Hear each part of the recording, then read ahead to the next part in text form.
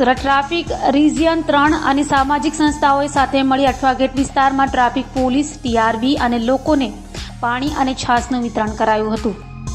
હાલ કાળઝાળ ગરમી પડી રહી છે. લોકો ગરમીથી પરેશાન થઈ રહ્યા છે, ત્યારે આવી કારમી ગરમીમાં પણ ટ્રાફિક પોલીસ અને ટીઆરબી જવાનો દ્વારા શહેરીજનો માટે 4 રસ્તાઓ પર ઊભા રહી ટ્રાફિકનું નિયંત્રણ કરાઈ રહ્યું છે. ત્યારે સુરત ટ્રાફિક પોલીસના રિજિયન 3ના એસીપી એસઆર ટંડેલના નેજા હેઠળ સુરત પોલીસ કમિશનર અનુપમસિંહ ગેહલોતના માર્ગદર્શન હેઠળ અઠવા ગેટ સહિતના વિસ્તારોમાં છાશ અને પાણીનું વિતરણ કરાયું હતું.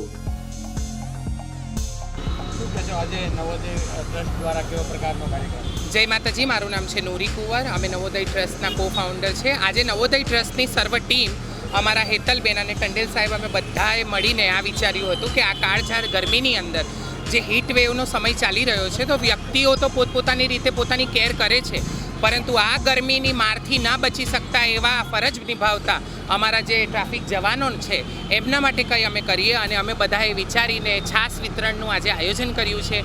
આપ સર્વ જાણો જ છો કે આપણને જ્યારે પેન્ડેમિક જેવા સમયે એ વસ્તુથી લોકો માર ઝીલે છે અને કંઈ એ બીમારીઓથી લોકો ગ્રસ્ત થાય છે, તો એના તો આંકડાઓ હોય છે.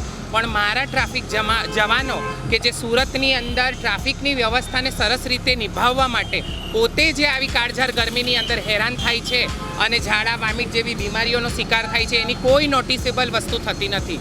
અમે કંઈક ને કંઈક બહિષ્કૃત સમાજ તરીકે વખણાઈએ છીએ, પરંતુ કુમળું ફૂડ જેમ વાળો તેમ વળે, એવી રીતે અમને પણ જો ટંડેલ સાહેબ, હેતલબેનના સાનિધ્યમાં સરસ માર્ગો બતાવવામાં આવે તો અમે આજે પણ આની અંદર જોડાયા છે ને આવનારા દિવસોની અંદર વધારે વ્યક્તિઓને સતર્ક અને સભાન કરવાના દરેક કાર્યક્રમોમાં અમારી નવોદય ટીમ, કિન્નર સમાજ અવશ્યપણે જોડાશે.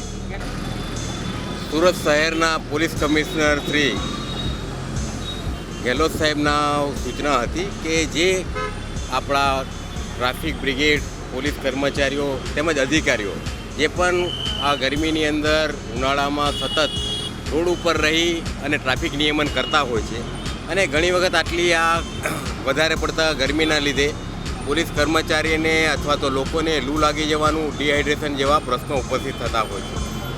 એટલે સુરત શહેર પોલીસ કમિશનર અનુપમસિંહ ગેહલોત સાહેબને ખાસ સૂચના કરી હતી કે જે સુરત શહેરમાં જે આગેવાનો હોય, સંસ્થાઓ હોય, જે સેવાકીય પ્રવૃત્તિ કરતા હોય તેમને સાથે રાખી આ પ્રવૃત્તિ કરવી. જેના આધારે આજે અમે નવોદય ટ્રસ્ટ દ્વારા જે સામાજિક કાર્યક્રમો કરે છે, લોકોના અવેરનેસનું કાર્યક્રમ કરે છે, તેઓને સાથે રાખી સુરત શહેરમાં જે ટ્રાફિક સિગ્નલો છે કે જ્યાં પોલીસ ખડે પગે ટ્રાફિક નિયમન કરતું હોય છે, ત્યાં એ લોકો દ્વારા છાશ વિતરણ તેમજ પાણીનું વિતરણ કરવામાં આવેલું છે. અને દરેક અલગ અલગ પોઈન્ટો પર જઈને એ લોકો આજે છાશ વિતરણ અને તમામ જવાનોને પાણી અને છાશ આપી અને તેઓને એમની નોકરી બરોબર કરી શકે, ડિહાઇડ્રેશન ન થાય એના માટેનું ખાસ એક પ્રોગ્રામનું આયોજન કરેલું છે. તેના ભાગરૂપે અહીંયા ભેગા થયા છે અને અહીંયાથી હમણાં છાશ વિતરણનો કાર્યક્રમ શરૂ કરેલ છે.